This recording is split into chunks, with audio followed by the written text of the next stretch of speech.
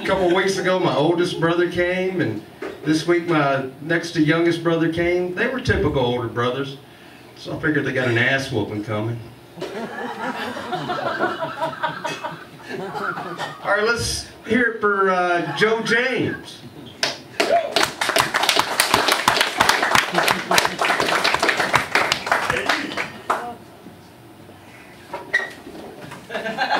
Down goes Frazier.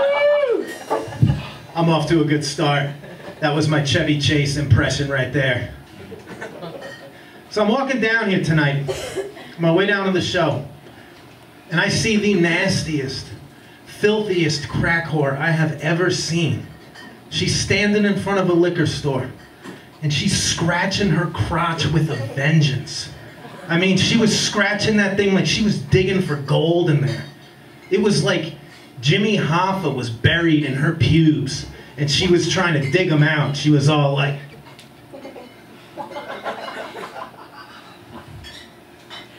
So I'm looking at her. She's standing in front of the liquor store. And I had this complete moment of zen. As I was watching her, I noticed that the T had fallen off of the sign. So the sign just read liquor store. And she was just standing there all like...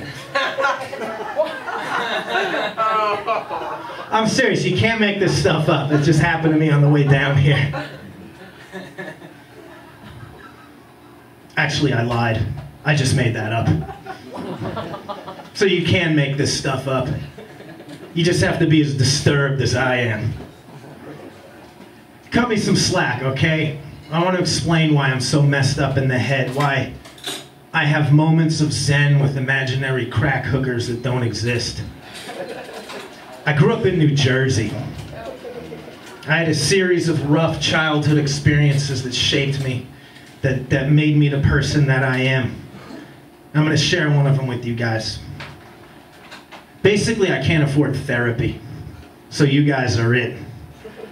I was 16 years old. I was hanging out at this college party.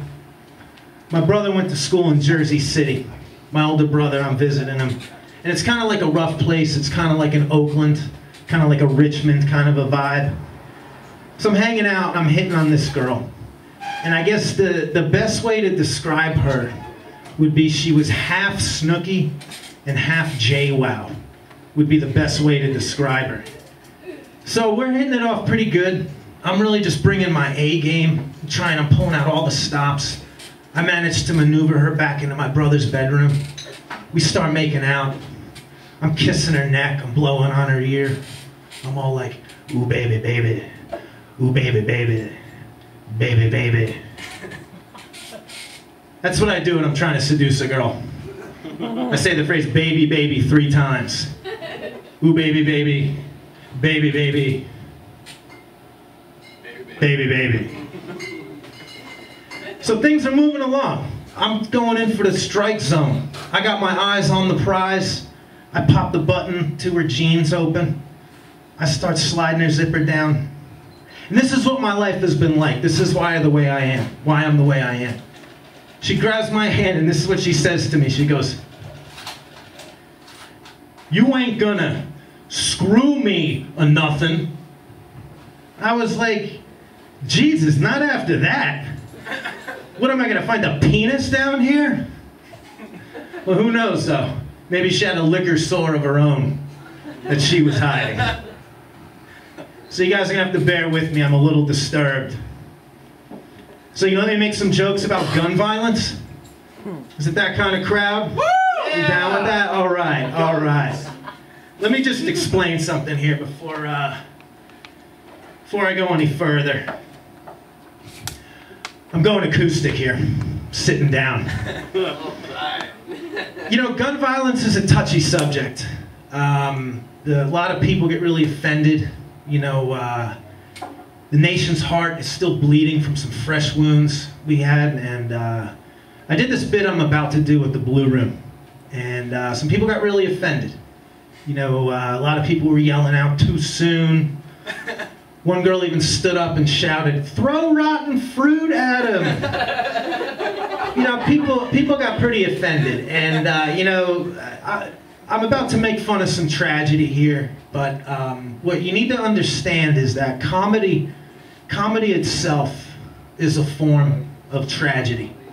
You know, comedy is like the Band-Aid that we use to put on the wounds that hurt us the most. And my reaction to those people who were yelling stuff at me was, you know, it's never too soon to heal. This has been the editorial portion of the show. You know, it's not like I'm making fun of the shooting at the school in Newtown. It's not like I'm making fun of, you know, the shooting at the school in Columbine. I'm making fun of the shooting at the Batman movie in Aurora. I mean, come on, the guy dressed up as the Joker came in and shot the place up. You can't make that stuff up. I'm not even disturbed enough to make up something like that. I am disturbed enough to make fun of it, though. And you know, I just want to say, you know, this is an act. You know, I'm a nice guy. The people that know me in real life, you know, will vouch for this. I'm a teddy bear. And you know, keeping that in mind, you know, if you don't like what I'm about to say, eat a dick, because I think there's a lot that's funny about the Batman shooting.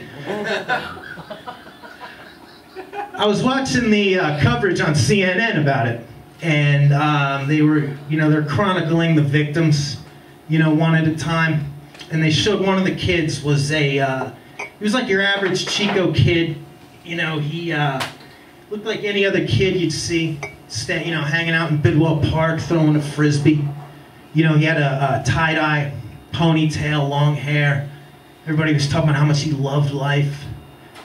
And I'm sitting there, I'm watching the coverage on CNN, and it occurred to me like, wow, this kid smoked weed. This kid was a stoner. And we all know what stoners do when they go to a midnight showing of Batman. They get stoned. Now vibe with me here for a minute, people. So I'm wondering if at any point the kid's sitting there, he's high out of his mind, waiting for the movie to start. Door kicks in, guy's dressed up as the Joker. Oh, God. And I wondered if at any point he thought to himself, man, this is some good weed. This is some really, really good weed. I need to call this dealer back. This weed is really bringing this movie to life. I can see the Joker right there.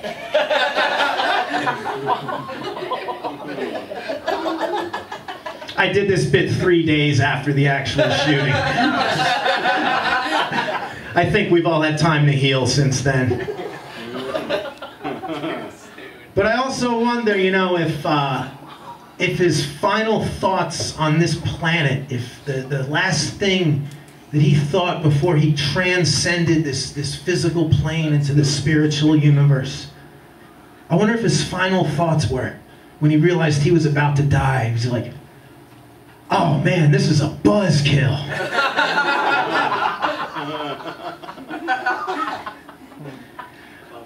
I should probably get on out of here. I gotta go in the bathroom and take a dump. Mark, you don't mind if I sit down and drop a deuce in there, do you? I mean, we're good. We've known each other a while. Are we on those kind of terms yet? Can I go drop the kids off at the pool? Just make sure you flush. And I'll remember that. I love that saying when people got to go to the bathroom and they say, yeah, I'm dropping the kids off at the pool. I'm dropping the kids off at the pool. You know, one day I'm going to be a dad, and I'm going to have a van full of kids that I'm actually dropping off at a local swimming pool. At that point, I'm going to roll down my window and yell to the other parents, I'm taking a shit! Thanks a lot. I'm Joe James.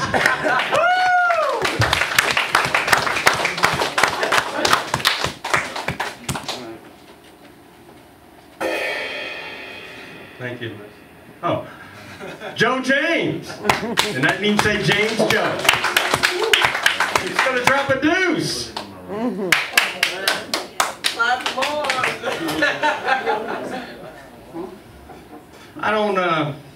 I don't think some of them people are as devout as they let on. I seen the guy at the liquor store. First of all, he had a Budweiser towel for a turban.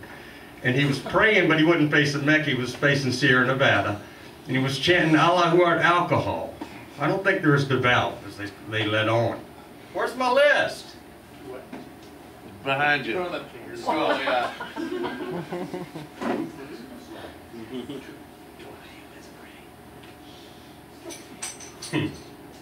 I had a sleeve tattoo done in disappearing ink.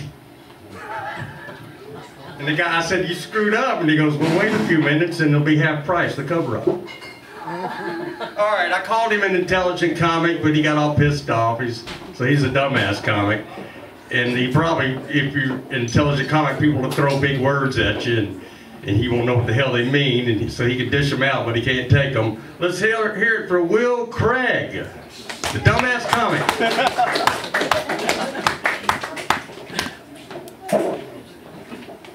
Could I have your flashlight? Yeah, you want it? Can't have my phone though, I'll time myself.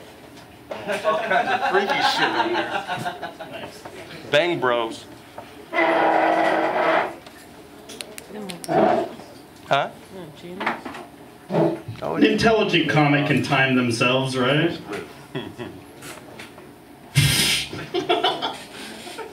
No. Let's see, we're gonna time myself for 10 minutes, and then when it's over, this thing is gonna like vibrate and stuff. But for now, it's just gonna hold open my notebook, and hopefully my notebook will make everything more hilarious than it is now. So hold on 1 second. Hey, how's everyone doing? Woo! Yeah, woo! Awesome. What happened to the middle? Why? So there were people there. Yeah, can somebody like scoot in there? It's kind of weird. I'm gonna have to like, whatever. I'll figure it out. Did everyone have a good Easter Chavez day? Last Sunday? Yeah, you guys remember Easter and Cesar Chavez fell on the same day. The day where, I guess, Jesus hid eggs from his dad. I don't really know the meaning behind Easter, to tell you the truth. So kind of funny, I told myself I would time myself because I'm an intelligent comic. Didn't even start the timer yet. So there we go. All right. Shows you how much I know. I know. I made a bunch of, I had a bunch of big words in my set apparently, and thus David was like, he's an intelligent comic, and then I went up here and did a bunch of shit jokes. So, I guess maybe I can try to fill out that intelligent comic quota tonight, because I'm going to be talking about religion, and luckily the seal on that has already been broken. I do want to state for the record, before I get going on that I am absolutely for marriage equality, as I hope you guys are for too. Let's give it a hand for marriage equality, everybody. Yeah. And so they're talking about that in the Supreme Court, and I just want to let everyone know that if for any reason we do not have marriage equality in this country, it'll only be because not enough of you changed your Facebook profile pic. Because that, as we all know, is how the world goes around. We change our Facebook profile pics, and then we're good. I love the mentality of the youth these days, where it's like, we're gonna change the world one step at a time. Step 1, change your profile pic. Step 2, watch Game of Thrones. I don't know. It's something. I think we did a good job. High five, everybody. I don't know why I mentioned Game of Thrones there. Everyone was talking about that last week. Game of Thrones to me is really like, I understand it's a work of art, everyone loves it, and I always say, I've said this from the very beginning, ever since the book series came out, it has the best characters and the best plot that my roommate has ever dictated to me against my will. So, that's my opinion on Game of Thrones. Back to the Facebook profile thing. I don't want to be like too hard on people who actually went along with that, because it is cool that people are expressing their beliefs. People are showing that they believe firmly in marriage equality. I did like how creative people got with it, though. I didn't change my profile pic, but I did like seeing some of the creative ones. Like there was a guy who just did 2 strips of bacon as the equal sign. That was pretty cool. That's pretty clever. One of them I saw, it was a cake, and the bread part of the cake was the equal sign, and then everything else was pink frosting. I thought that was pretty clever. It also made me want to have cake. I had my own ideas for a Facebook equality sign for my profile pic. My Facebook profile pic would be this. It would be top view of a bed, turned sideways, and then everything in the room, including the bed, was pink. But then on the bed, 2 dudes making out, and that forms the equal sign. That way, it could just weed out everybody who's for marriage equality, but still can't stand the sight of 2 dudes making out. Just weed all those people out right away. I have a better one. Okay, if I could actually pull this off, I would totally do this. This is my marriage equality Facebook profile pic. Okay, so it's in a cemetery. There are 2 gravestones, but they're not gravestones. They're like the plaques. They're just the flat plaques with just a person's name on it. And then surrounded by the plaques, surrounding the plaques would be a bunch of pink flowers. And then the pink flowers would make the outside, and then the plaques would make the equal sign. Now, on the very top of the picture, outside of the croppable area for your profile, I would have that typical white meme lettering, and it would say, "The oldest graves in the world." And then the names on the graves would simply say, on the top grave, it would say Adam. And then on the bottom grave, it would say Steve. And then the bottom of the picture, outside the croppable area, would say, "I guess it was those 2 all along." And that would be my Facebook profile pic. And I know somebody would comment on that and be like, excuse me, Will, if it was Adam and Steve the whole time, how would they have been fruitful and multiply, huh? They're 2 dudes. And I would say, hey, look, random person, Bible's not real, so don't worry about it. If it was real, there would be a shit ton of incest. A whole lot of incest would have had to go on. That's not to say that nature in itself probably didn't involve a lot of incest, but compared to the Bible, I think the Bible wins. Whole lot of incest going around in the biblical times. I'm pretty sure Jesus was very happy that he was an immaculate conception, because I'm sure he looked at his parents going, cousins maybe? I don't know. Wow.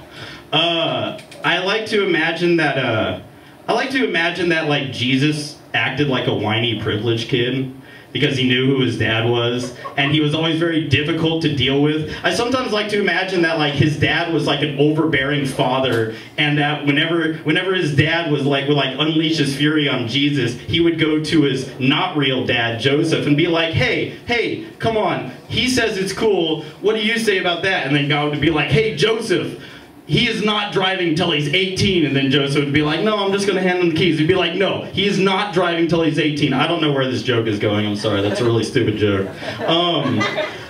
I imagine that Jesus and his dad had a lot of problems, and his dad was like really overbearing, and that's why Jesus went out at the time and place that he did, because he wasn't cutting it, and his dad was like, all right, Jesus, you're coming back home and living with us up here, all right? You're doing it. And then he was all like, okay, God. And instead of just offing himself and going up to heaven quickly, he chose crucifixion, which is like the longest thing that you would ever have to wait for. So God just had to wait for him to die for however many days it takes to die when you're crucified. And I know that when you have an overbearing dad, some kids tend to like develop like emotional problems. And I think this is true for Jesus, because getting yourself crucified, that's like the worst kind of cutting that you could ever do. All right, whatever. Whatever, you guys. That was a dynamite joke, and I don't give a shit what you say. Comparing emotional problems with crucifixion to cutting, that is an amazing comparison, and fuck you guys for not being on board with that. All right? Jesus. Well, okay, well, that's the end of the religion stuff. Hey, David, got any requests? Huh? Got any requests? I want to know who's on the other side of your cat's butthole. Who's on the other side of the cat's butthole? All right. Let me ask you guys this. That was a weird way of making a request, by the way. That was a roundabout way of making a request for a joke that everybody's heard. You guys ever wonder if your cat's butthole is actually just a retina scanner? My cat always likes to stick her butthole right in my face, and I'm always about to look at it, but I'm like, no, don't look at that, that's a cat butthole. So I take her tail and I close it like it's a lever and I push her aside, but one of these days I'm gonna look right into that cat butthole, and either I'm gonna get my identity stolen or I'm gonna find a Stargate. One of those two. Whatever's at the other end of that cat butthole, I guarantee you, James Spader will be there. I hope people... Thanks for that request, David. Got any others? Mark, let's hear a request. I got 2.5 minutes.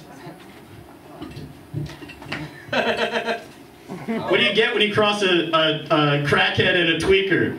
Probably stabbed. Don, let's hear a request. That was Mark's joke, by the way. Squirting haiku. Squirting haiku? You gotta hand me that notebook right there that's on the desk. Alright, you guys in for a treat? You guys like haikus? This is a coffee shop, so I imagine you guys have to like haikus, right? Nice. Alright, my pen's on the ground. This fucking set is going incredibly well, by the way. Oh my god. Here's your late Easter joke. I don't have any Easter jokes, unfortunately. Come on. Yeah, I'm sorry. Alright, Don wanted to hear a haiku about squirting. Of the female variety. Thank you, Don. Alright, so me and Don were part of a dirty haiku battle in Sacramento. And I read this, and nobody got it. But I'm going to read it for you. Okay. You guys know haikus, right? 575? And then these have a hashtag, too. Alright. Squirting. Haiku. Folks whine that I smell. Don't bathe. When she squirts, that counts as a shower. Hashtag also I'm homeless, so. Gotta laugh on that. Alright, let's keep this trend rolling. Any more requests? You guys like that? Don, you got another request? The cream pie. Cream pie? Alright. Time for 10 more seconds of me flipping through pages. Let's admit, 10 seconds of me flipping through pages is better than this set has been, right? Okay. You guys know what a cream pie is? You guys, I don't have to explain that to anybody. You Caleb? Okay. You don't know? Okay. Okay, well essentially, and don't worry, I had to look this up as well. Cream pie is basically when it's a porn style, and it's when they actually just film the guy coming into the girl. And usually, they leave it sitting until the cum drips out. My time is up. It's beeping. Alright, so I'll read this. I will read this, and then I will get the fuck off this floor. Alright. Cream pie. I filled her with cum. Made her walk around so that she would leave a trail. Hashtag, it's a trail of cum. Get it? Okay, have a good night, guys. Oh, yeah. Let's hear it for your host, David Ennis. Tough crowd, man. How do you do it? After all, a bunch of assholes.